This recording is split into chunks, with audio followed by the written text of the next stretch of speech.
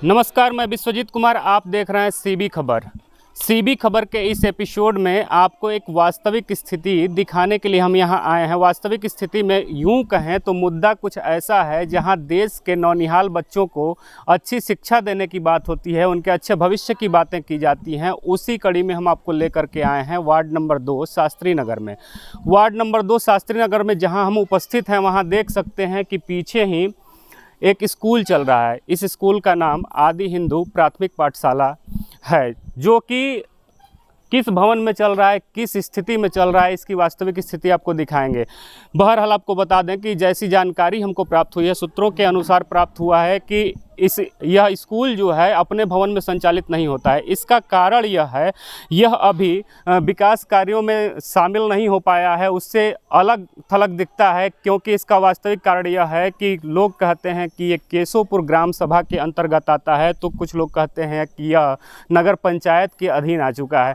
इसी बीच में यह स्थिति फंसी हुई है कि निश्चय नहीं हो पा रहा है कि ये बच्चे कहाँ पढ़ेंगे। वर्तमान में तो यह स्कूल जहाँ संचालित हो रहा है, ये मैं आपको दिखाऊंगा ही और जानूंगा यहाँ के वार्ड पार्षद से कि क्या कहती हैं इसको लेकर के, वो क्या राय देती हैं, क्या विचार रखती हैं।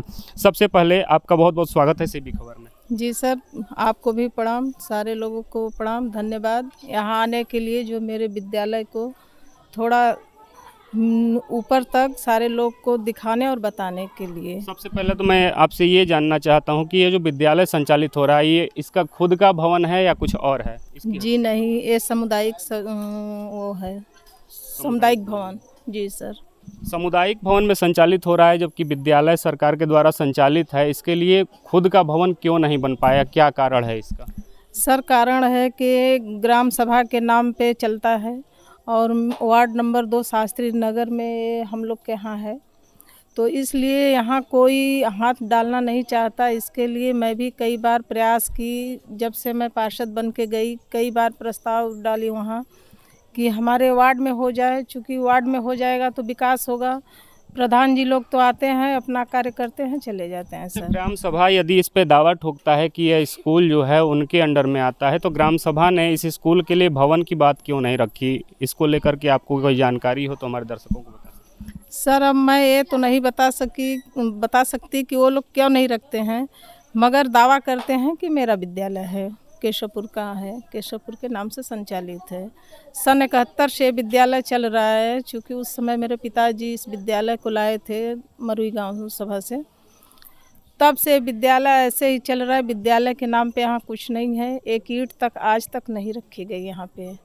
और ऐसे ही जैसे तैसे पहले मिट्टी का खपड़े कच्चे मकान थे, उसमें विद्यालय चल रहा था, जिसमें हम लोग पढ़े थे। उसके बाद से इसी तरह से चल रहा है, इसी हाल पे।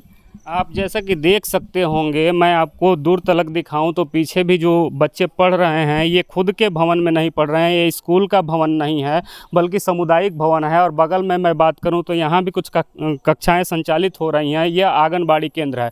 तो सोच सकते हैं कि इतने बच्चों का, इतने छोटे छोटे बच्चे जो पढ़ रहे हैं इतनी की संख्या में, इनका भविष्य कहाँ तक जाएगा।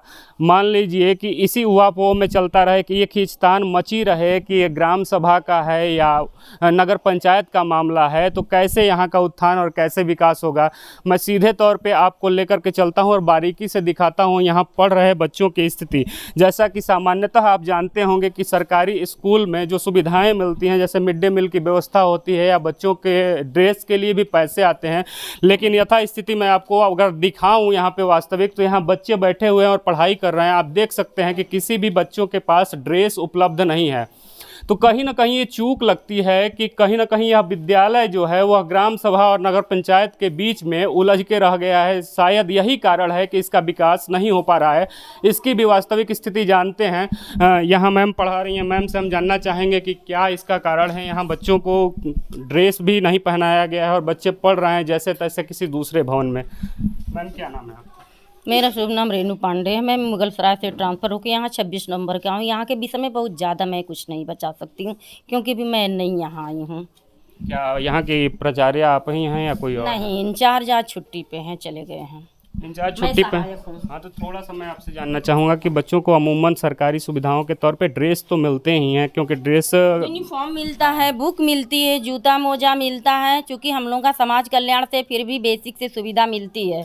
किताब बच्चों को बढ़ चुकी है। अब यहाँ के बच्चों को तो हम यूनिफॉर्म नहीं देख रहे हैं, बुक आई थी, बुक बच्चों को बढ़ चुकी है, सारे बच्चों को बुक दे दी गई है। अच्छा, ये अब विद्यालय जो है खुद के भवन में नहीं चलता, इसका कुछ क्या यहाँ कारण है बहुत बता? दयनीय स्थिति है, इसके विषय में कुछ कह नहीं सकते। ये प्रांगण है, पूरा पानी भरा पड़ा है। यहाँ प्रार्थना होता है, पीटीए तो अभी बोला गया है, तो आप लोग किसी शुभ चिंतक द्वारा लग रहा है पानी वानी निकलवाया गया, पूरा ये पानी भरा पड़ा हुआ था। लगभग कितने बच्चे पढ़ते होंगे यहाँ पे? 95 95 बच्चे जी। और शिक्षक कितने हैं? 2 शिक्षक। जी। आप देख सकते हैं कि 95 बच्चे हैं, 95 बच्चों पे 2 शिक्षक हैं, और चूंकि प्राचार्य यहाँ के छुट्टी पे हैं, आए नहीं हैं, इस वजह से वास्तविक जानकारी पता नहीं चल पा रही है कि बच्चों को ड्रेस मिला है कि नहीं मिला है, या अन्य सरकारी सुविधाएं मिलती हैं कि नहीं मिलती हैं। मैं और भी चीज़ें आपको दिखाना चाहता हूँ। बहरहाल ये अपने खुद के भवन में नहीं चल रहा है स्कूल, लेकिन जहाँ यह संचालित हो रहा है वहाँ की वास्तविक स्थिति आपको दिखाऊँ तो आप देख सकते हैं कि अभी अभी तत्काल लग रहा है कि इस ज़मीन से पानी हटा होगा, और इस पानी हटने के बाद यह ज़मीन थोड़ा सा सूखा दिख रहा है आपको। जैसे कि पीछे मैं बता दूं, पीछे जो आप एक सरोवर देख रहे हैं, तरल ताल देख रहे हैं, जो पूरी तरीके से गंदगी के अंबार से पटा पड़ा है, भरा पड़ा है। जानकारी यह भी मिली है कि यह पूरा का पूरा कोई तालाब नहीं है, आधा हिस्सा तालाब है और आधा हिस्सा बच्चों के खेल का मैदान है। अब सोचिए कि जहाँ शिक्षा की स्थिति इतनी दुर्दशा के रूप में देखी जा रही है, बच्चे शिक्षा तो ग्रहण कर रहे हैं, साथ ही साथ उनको शारीरिक सुविधा के लिए जो खेल के मैदान बनाए गए हैं, यह मैदान भी पानी में डूबा हुआ है। तो बच्चे यदि मन से शांत नहीं होंगे, मन से मजबूत नहीं होंगे, तो पढ़ाई कैसे करेंगे। बहरहाल और भी चीज़ों पे, जैसे मिड डे मील की बात हो रही थी, यहाँ वार्ड पार्षद जी मौजूद हैं, तो मैं उनसे स्पष्ट तौर पर उन्हीं से जानना चाहूँगा कि यहाँ मिड डे मील की क्या व्यवस्था है। मिड डे मील में बच्चों को भोजन मिलता है कि नहीं? सर मैं बता नहीं सकती, भोजन तो मिलता है, देखती हूँ, मगर ये नहीं बता सकती कि क्या क्या मिलता है, क्योंकि इससे हमारा कोई लेना देना तो है नहीं। मगर देखती हूँ यहाँ साफ़ सफाई और बाकी सब व्यवस्था लाइट पानी का करती हूँ। खाना वाना बनता है सर, मिलता है बच्चों को। यहाँ ग्रामीण उपस्थित हैं, हम ग्रामीणों की तरफ रुख करेंगे और ग्रामीणों से जानना चाहेंगे कि यहाँ की यथा स्थिति क्या है, वास्तविक स्थिति क्या है। सबसे बड़ी चीज़ देखिए, जैसा कि जैसे ही कैमरे का रुख किया गया, कितनी यहाँ दुर्व्यवस्था की बात है। लोग यहाँ खड़े होकर तमाशा देखते हुए नज़र आ रहे हैं, सुन रहे हैं। कहीं ना कहीं इनके घरों से भी बच्चे यहाँ निकल करके आते होंगे, पढ़ते होंगे, लेकिन यहाँ की स्थिति बताने के लिए लोग कैमरा देखते ही दूर भागते हुए नज़र आ रहे हैं। मैं कुछ लोगों से बात करने की कोशिश करूँगा। ये मैं अपने लिए नहीं आया हूँ, मैं कोई दलाली करने नहीं आया हूँ, मैं आपकी वास्तविक स्थिति दिखाने आया हूँ। आपके घरों के जो नौनिहाल बच्चे आते हैं पढ़ने के लिए, उनकी स्थिति को संवारने के लिए आया हूँ, कुछ आवाज़ बनने के लिए आया हूँ।